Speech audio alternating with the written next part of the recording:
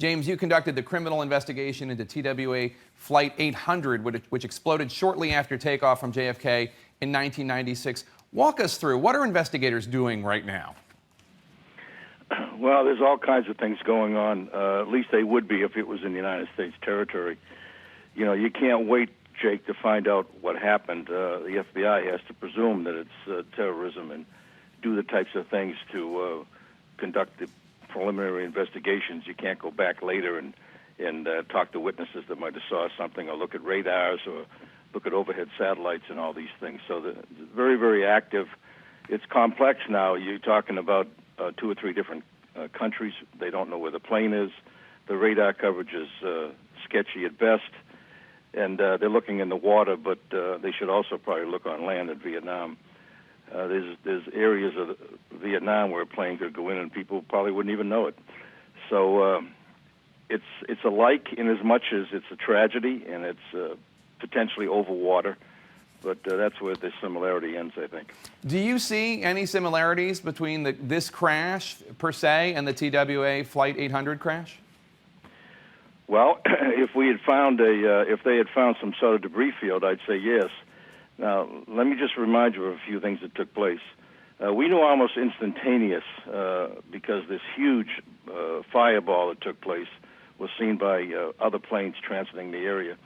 So we knew within 5 minutes that there was an explosion and that it had dropped off the radar. So unlike this situation, we knew that right away.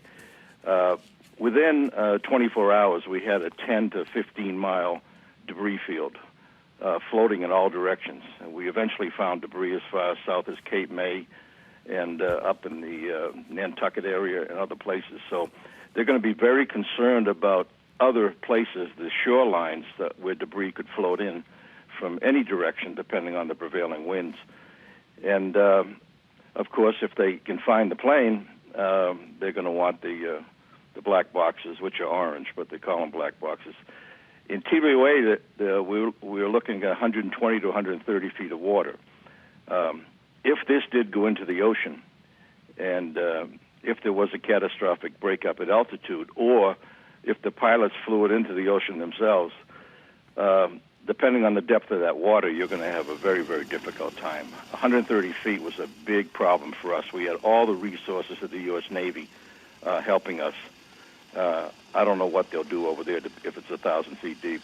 And it's mind-boggling. They have no idea where it is, at least as of now. Now, others are comparing this incident to the last plane to just vanish, Air France Flight 447, which was headed from Paris to Rio de Janeiro back in June 2009. Now, black boxes weren't found in that disaster until about 2 years later.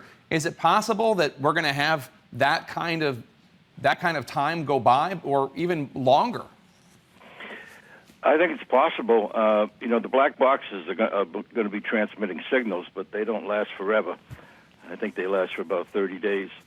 It's mysterious to me. I mean, I'm not an aircraft engineer, but it's mysterious to me that all the communication systems on this plane, which is relatively new and it's in the digital world, you know, where the plane is talking to Boeing and it's talking to the airline company, and of course they talk to the air traffic controllers. If there was some sort of a mayday that they couldn't take a second and push a button,